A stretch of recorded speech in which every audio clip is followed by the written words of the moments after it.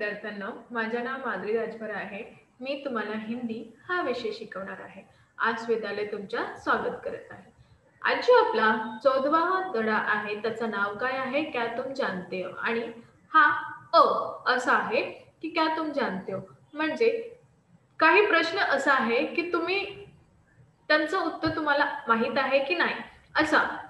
तर हा एक धडा नाही आहे. हा काही प्रश्न दिले आहे या धड्यामध्ये आपल्याला त्यांचं उत्तर लिहायचं आहे. तर चला बघूया. बघा.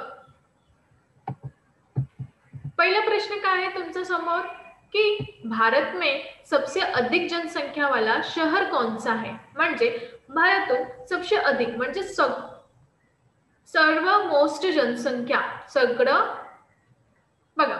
पहिला प्रश्न काय आहे तुमचा? भारत में सबसे अधिक जनसंख्या वाला शहर कौन सा है?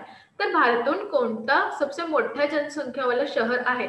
तर यांचं उत्तर काय आहे? भारत में सबसे अधिक जनसंख्या वाला शहर मुंबई आहे. कुठे आहे? मुंबई आहे. कोणता आहे? मुंबई आहे. दूसरा, विश्व का प्रथम विश्वविद्यालय कौन सा है? विश्व याचा प्रथम विश्वविद्यालय कोणता आहे? तर विश्व का प्रथम विश्वविद्यालय तक्षशिला आहे. कोणती शिला आहे? तक्षशिला. तर विश्वात सर्वश्रेष्ठ प्रथम विश्वविद्यालय कोणती आहे? तक्षशिला आहे. तीसरा, अंतरराष्ट्रीय महिला दिवस कब मनाया जाता है? म्हणजे की आंतरराष्ट्रीय महिला दिवस कधी बनवलं जातात? तर आंतरराष्ट्रीय महिला दिवस 8 मार्च को बनाया जाता है. केव्हा? आंतरराष्ट्रीय महिला दिवस 8 मार्च ला बनवून जात आहे. कधी? 8 मार्चला. तर हा पहिला, दुसरा आणि तिसरा प्रश्न आपला झालेला आहे. आता आपण चौथा बघूया. तुम्हाला कळतं ना कसा प्रश्न आहे आणि कशा यांचं उत्तर आहे?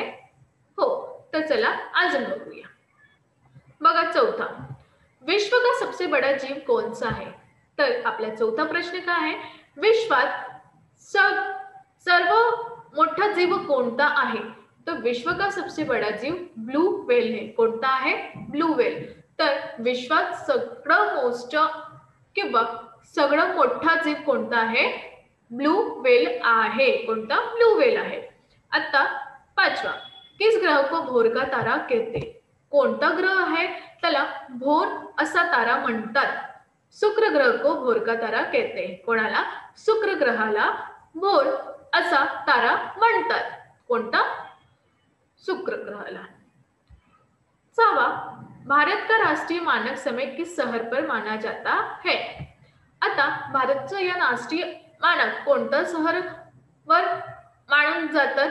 तर याचं उत्तर आहे भारत का राष्ट्रीय मानक समय इलाहाबाद इस शहर में माना जाता है. कोणता? इलाहाबाद. कोणता? इलाहाबाद हा शहर मध्ये मानून जात आहे.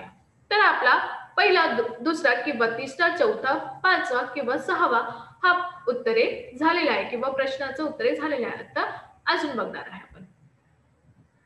बघा सातवा, भूभाग की दृष्टि से भारत का सबसे बड़ा और सबसे छोटा राज्य कौन सा है?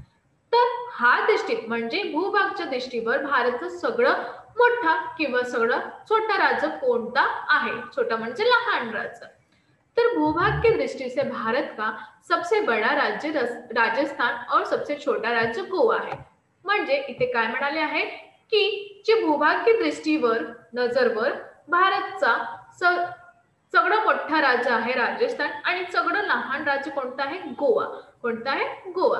तर हा झाला आपला सातवा प्रश्न आणि उत्तरे. अजून बघणार आहे आपण. बघा, भारत का संविधान बनाने में कितना समय लगा? भारत यांचं संविधान बनवायला किती समय किंवा किती वेळ लागले आहे? तर भारत का संविधान बनाने में 2 वर्ष 11 माह 18 दिन लगे. म्हणजे 2 वर्ष 11 महिने 18 दिन लागलेले आहे. तर आपल्या जे भारतच्या संविधान आहे त्याला बनवून इतका वेळ लागलेला आहे. तर आपल्याला यांचा काय करायचा? मार्ग यांचा जे वेळ आहे त्यांचा आपल्याला मान्य करायचं आहे. आता 9वां, भारत में कितने राज्य और कितने केंद्र शासित प्रदेश है? तर भारतातून कितके म्हणजे किती राज्य आणि कितके केंद्र शासित प्रदेश आहेत? तर भारत में 18 राज्य 8 केंद्र शासित प्रदेश है. तर भारतातून 28 राज्य आणि 8 केंद्र शासित प्रदेश आहेत. तर हा झाला आपला 9वा. आता आपण बघणार आहे 10वा. विश्व में सबसे ऊंचाई पर कौन सी सड़क है? विश्व यातून सगळं मोठं किंवा सगळं उंचाईवर कोणती सडक आहे? विश्व में सबसे ऊंचाई वाला सडक लेह मनाली आहे. कोणती आहे? लेह मनाली. विश्वात सर्वश्रेष्ठ ऊंचाई वाली सडक लेह मनाली असा आहे. तर हा झाला आपला 10 प्रश्न आणि उत्तरे. तर अ असा झालेला आहे. आता आपण अजून बघणार आहे. तर बघा व पहिल्या. आता तुमच्या समोर असं चित्र दिलेले आहे आणि काही प्रश्न इथे दिलेले आहे. तर त्यांचं उत्तर काय आहे हे आपल्याला शोधायचं आहे. बघा, जल में थल में रहता वर्षा ऋतू का गायक, कहो कौन टर करता है इधर उधर फुदक करता है. जेव्हा कुठे राहतात हे? जल किंवा थलारत राहतात आणि वर्षा ऋतू जेव्हा वर्षा येतात त्यांचा गायक असा सुरुवात होते आणि यांचं गायकाचा गाण कसं आहे? टर टर. काय आहे? टर टर. तर तिथे इथे फुदक जात. मला माहित आहे की याचा उत्तर तुम्हाला भेटलेला आहे. भेटलेला आहे की नाही? हो, भेटलेला आहे. तर याचं उत्तर काय आहे? मेंढक. काय आहे? मेंढक म्हणजे बेडूक आहे. काय आहे? मेंढक. आता दुसरा प्रश्न. मिट्टी धूप हवा से भोजन व प्रतिदिन ही लाता है, कहो कौन जो प्राणवायू संग छाया भी हमको देता है.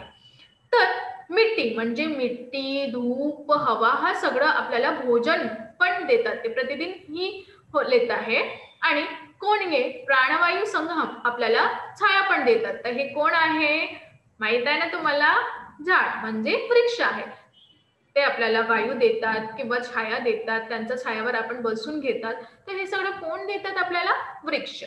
तिसरा आहे अठचक और सतरंगी नभ में बादल का संगी, कहो कौन जो शांत मनोहर रंग है जिसके नारंगी.